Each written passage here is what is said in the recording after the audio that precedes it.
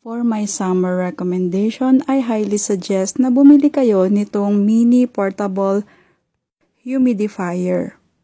Ang water tank capacity niya ay 200 ml. Pwede mo na rin siyang maging lamp habang natutulog ka. Dahil nga summer na at sobrang init na ng panahon ay napabili ako nitong humidifier. Para naman mabawasan yung init sa loob ng kwarto ko. Gusto ko siyang itabi tuwing nagbabasa ako ng libro or kaya naman ay nagsuscroll lang ako.